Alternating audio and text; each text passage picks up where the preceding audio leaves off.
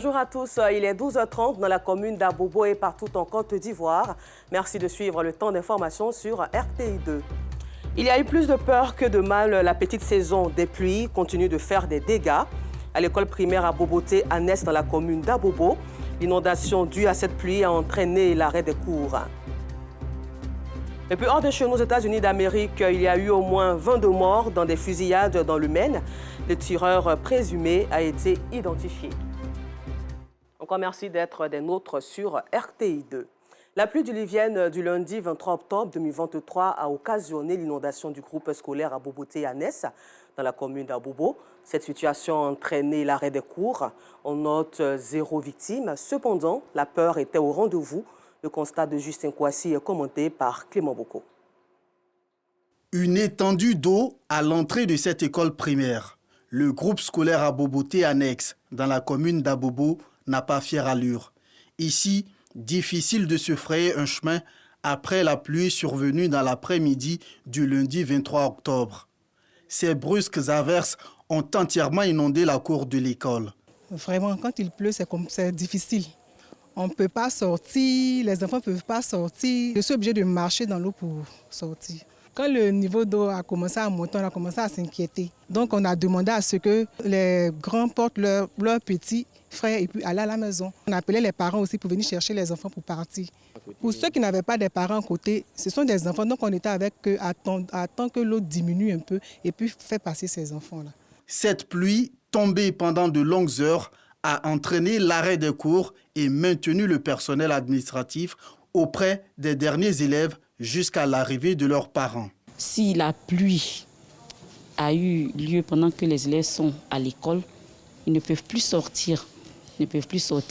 Après, il faudrait que nous, les responsables, nous restions pour s'assurer que les enfants soient partis à la maison. Pour la sécurité de nos enfants, nous sommes obligés d'attendre à ce que le niveau baisse un peu et nous essayons de les faire partir par vagues, doucement à la maison. Nous attendons que les parents viennent chercher les derniers élèves parce qu'en même temps, on ne peut pas les laisser ici. On ne sait pas ce qui va arriver après. Après, nous sommes obligés de voir un peu dans les couloirs partout pour voir si certains enfants ne sont pas restés dans les toilettes puisqu'ils n'arrivent pas à avoir accès à la cour. Donc, on cherche un peu s'il n'y a personne, on rentre à la maison. Il est un peu plus de 19 heures quand les derniers parents d'élèves arrivent à l'école. Pour parvenir à leurs enfants, ils traversent bon gré, malgré cette étendue d'eau. J'étais au travail, puis sa maîtresse m'a appelé pour dire que l'école est inondée, comme vous le voyez. Du coup, je suis venu, à cause des embouteillages, j'arrive à l'heure ici pour récupérer ma fille. Il n'y a pas de passage, je suis obligé de marcher dans l'eau pour aller récupérer ma fille. En tout cas, après le coup d'appel de sa maîtresse, en tout cas, j'ai eu peur parce qu'Abidjan a fait des inondations, on connaît. Le pic est arrivé, les écoulements qui se font avec ces bâtiments maintenant, qui sont construits avec la force de l'eau. S'il y a des âmes généreuses qui veulent bien se pencher sur le cas du groupe scolaire à Boboté, vraiment, on s'en réjouirait parce que c'est difficile. Pas de dégâts matériels ni de pertes en vie humaine, selon la directrice de l'école. Cependant, les conséquences des inondations dans le district d'Abidjan sont légion. Pour éviter le pire et surtout arrêter les cours chaque fois qu'il pleut, la direction générale du groupe scolaire à Boboté annexe tire la sonnette d'alarme. Et dans cette même atmosphère, suite à notre rubrique Le carton rouge, diffusée le mardi passé sur l'état des écoles primaires publiques dans la commune d'Atekoubé, la mairie de la commune a tenu une réunion de crise relative à la réhabilitation du groupe scolaire municipalité 1 et 2. La municipalité a rencontré les parents d'élèves, le personnel de l'école, le chef de service de l'hygiène et de l'assainissement de l'école. Au cours donc de cette rencontre, plusieurs décisions ont été prises pour redorer l'image de toutes les écoles d'Atekoubé. Notre reporter Clarisse Kanyala y était pour la rédaction. La rubrique Carton rouge a encore suscité des réactions ce matin. Après la diffusion du reportage sur les EPP en ruine dans la commune d'Atekoubé, hier mardi au 19h30 de RTI2, une délégation de la dite mairie a rencontré chefs coutumiers, représentants de COGES et parents d'élèves. Sur la table, la réhabilitation de l'établissement dans les plus brefs délais. Ils nous ont dit que c'était un phénomène d'abord naturel. Voilà, l'eau qui sort du sol. Et ils ont dit qu'ils allaient vraiment délocaliser d'abord les enfants. Voilà, en tout cas, C'était pas facile, on était énervés, hein, mais vraiment, ils ont mis de l'eau glacée sur notre cœur. Nous faisons confiance au maire, vraiment. Nous espérons que vraiment le travail sera bien fait, que les enfants vont revenir à l'école. La municipalité est venue aujourd'hui, venue nous soulager. On est content. On aimerait que ça se fasse dans les brefs délais pour que nos enfants puissent venir à l'école comme les autres élèves de la Côte d'Ivoire. Au cœur des préoccupations aussi, l'orientation des élèves dans les établissements plus proches en attendant la réhabilitation de leur école. L'établissement est situé sur une nappe souterraine selon les études des experts. Il faut donc un délai raisonnable pour le réhabiliter, selon le chef du service de l'hygiène et de l'assainissement en charge de la réhabilitation de l'école. Nous avons vu qu'il faut d'abord libérer les enfants, les élèves, et puis rehausser les dallos de toutes les classes. Il faut rehausser d'abord les dallos, faire des barbacanes tout autour pour pouvoir permettre à l'eau de sortir et puis faire des drains pour pouvoir drainer ces eaux-là. En tout cas, techniquement, c'est ce qu'il faut faire pour régler le problème définitivement. C'est après les congés de janvier, pour ne pas dire après la CAN, je crois bien que vous aurez une nouvelle école vraiment très belle. À cette rencontre, la mairie rassure parents d'élèves et personnel de l'établissement quant à la réhabilitation de toutes les écoles de la commune qui tombent en ruine. C'est un message d'apaisement. Dans l'immédiat, ce qu'il y a à faire, c'est de délocaliser les enfants dans les écoles à proximité pour qu'ils puissent achever l'année scolaire. Et nous allons profiter des congés de la Toussaint pour achever les travaux au sein de cet établissement. Pour l'heure, élèves et enseignants n'ont d'autre choix que de prendre le mal en patience. Très belle initiative encouragée. Au chapitre santé, la Fondation Malik Traoré, en collaboration avec l'ONG Efrata, a organisé le week-end dernier à Yopougon la journée nationale de l'hydrocéphalie. Objectif, trouver des fonds afin d'assister des enfants atteints de l'hydrocéphalie. Yacouba Koulibaly, Clément Boko y était. L'hydrocéphalie, cette pathologie neurologique caractérisée par un excès d'accumulation de liquide au niveau du cerveau, fait de nombreuses victimes. Dans la commune de Yopougon, au quartier Maroc, plusieurs enfants sont affectés. C'est le cas de ce garçon de 9 ans. C'est à 7 mois de grossesse que sa mère a été informée de l'affection dont souffrait le bébé qu'elle portait. Depuis sa naissance, Owan est invalide. Sa mère vit difficilement cette situation.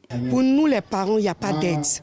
C'est à nos frais. Il y a beaucoup de parents, d'enfants ici. L'ONG les a aidés à être opérés et tout. L'opération est vraiment coûteuse. Moi, mon fils, par exemple, je l'ai opéré à près de 3 millions. Malgré son état de santé, Owan a été scolarisé.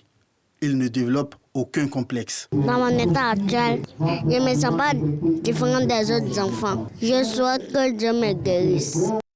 À la différence de la mère d'Owan, Sandrine Irié peine à scolariser son fils, atteint également d'hydrocéphalie. Elle s'inquiète pour l'avenir de son enfant. Je vais inscrire mon enfant à l'école, mais on n'accepte pas parce qu'il a l'hydrocéphalie et puis il n'est pas comme les autres enfants. Vraiment que l'État fasse quelque chose. Pour contribuer efficacement à l'assistance médicale de ces enfants vulnérables et à leur bien-être, la Fondation Malik Traoré, en collaboration avec l'ONG Efrata, organise la journée nationale de l'hydrocéphalie. La Fondation Malik Traoré, on s'est donné une mission, éradiquer carrément l'hydrocéphalie de notre pays, la Côte d'Ivoire. On a la majorité d'enfants atteints de cette maladie qui n'est pas prise en charge. Donc la Fondation vient initialement pour aider ces enfants, avoir des partenariats pour avoir des prises en charge au niveau des CHU ou au niveau de l'hôpital mère-enfant de Benjaville. Une action soutenue par des âmes généreuses et sensibles. Nous sommes prêts à aller dans le sens où il faut conscientiser, il faut appeler l'intellect, il faut faire comprendre que ce n'est pas l'apanage d'un peuple particulier, ça peut arriver à tout le monde, ça peut arriver à toutes les familles. Et essayer de prendre les dispositions pour éviter la maladie et puis surtout améliorer les conditions de vie de ces enfants parce qu'ils en ont besoin. Je suis très reconnaissante de l'ONG Efrata vu que c'est cette ONG qui m'a aidé à opérer mon enfant. Selon les spécialistes de la santé, les tumeurs et les problèmes vasculaires peuvent également entraîner l'hydrocéphalie. Une fois la maladie diagnostiquée, il faut une prise en charge spécialisée de l'enfant. La société coopérative des transporteurs du district d'Abidjan a initié un atelier de formation dans la commune de Cocody, dans l'objectif d'aider les sociétés de transport à sortir de l'informel et à surtout redynamiser le secteur. Plusieurs gérants de sociétés de transport ont pris part à cette formation en présence d'Assitan Diarra et Enza Traoré. Dans la commune de Cocody, ce sont au total 30 gérants de sociétés de transport qui ont pris part à l'ouverture de l'atelier de formation visant à mieux outiller les acteurs du transport, les aider à sortir de l'informel et à redynamiser le secteur. Une initiative de la société coopérative des transporteurs du district d'Abidjan, SCTDA. Au niveau des statuts juridiques, il y a certains qui peuvent permettre à ces entrepreneurs, en tout cas, de bien voir leur statut, et puis aussi au niveau du régime fiscal. Parce que des fois, on crée les entreprises, mais pour la gestion, on fait beaucoup d'erreurs. Donc je pense que cette formation va leur permettre de créer des entreprises formelles. Les apprenants qui se réjouissent de cette initiative n'ont pas manqué de saluer la structure de formation. Nous sommes des chefs d'entreprise, donc ce sont des entreprises que nous avons mis en place. Il faut nécessairement avoir la gestion des gestions d'entreprise, voilà, comme dans la formation, on veut pour séparer les ressources de l'entreprise et les ressources de nos propres ressources. Nous voudrions dire à ces différentes sociétés coopératives qui sont dans les 31 régions de la Côte d'Ivoire et qui constituent la fédération, les membres de la fédération, d'initier des sessions de formation pour les différentes entreprises qui constituent les coopératives. On a créé les entreprises, mais on n'avait pas encore suivi de formation. Voilà, on a vu déjà tout ce qui rentre dans nos différents intérêts, tout ce qu'on doit faire qui nous arrange et ce qu'on doit faire qui ne nous arrange pas au niveau de l'entreprise. Désormais, je gère mon entreprise selon la formation que j'ai reçue. Cette formation m'a apporté quelque chose de très important pour qu'on soit bien conscient qu'il y a une différence entre notre recette journalière et notre argent de poche. Et ça, j'ai beaucoup apprécié. Créée en août 2023, la Société coopérative des transporteurs du district d'Abidjan, SCTDA, fait partie de la Fédération nationale des sociétés coopératives des transporteurs. Sa mission, assurer la défense de ses membres et permettre surtout aux transporteurs de vivre décemment de leur activité génératrice de revenus. Et pour parler de propriété intellectuelle, la deuxième édition des journées de la marque ivoirienne innovante se sont tenues récemment dans la commune du Plateau, le centre d'affaires d'Abidjan.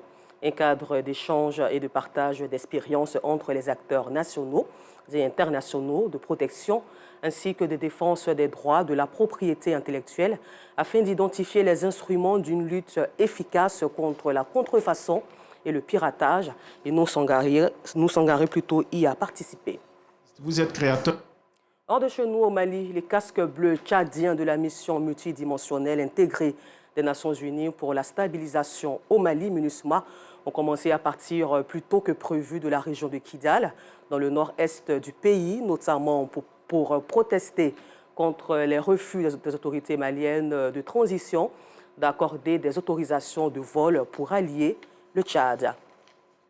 Nous vous le disions en titre, aux États-Unis d'Amérique, il y a eu au moins 22 morts dans des fusillades dans le Maine.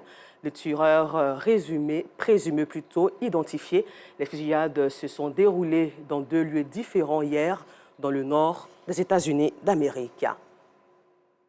Et puis pour terminer ce temps d'information, mettons un accent sur la crise israélo-palestinienne qui a réuni les 27 ministres européens des Affaires étrangères pour une réunion d'urgence. Cette réunion devait accueillir les ministres palestiniens et israéliens des Affaires étrangères, ce qui n'a finalement pas fonctionné, mais n'a pas empêché les 27 de passer à la loupe leur implication au Proche-Orient et leur soutien financier aux Palestiniens. Merci de nous avoir suivis et bonne suite de programme sur RTI2, la chaîne toujours plus proche des populations.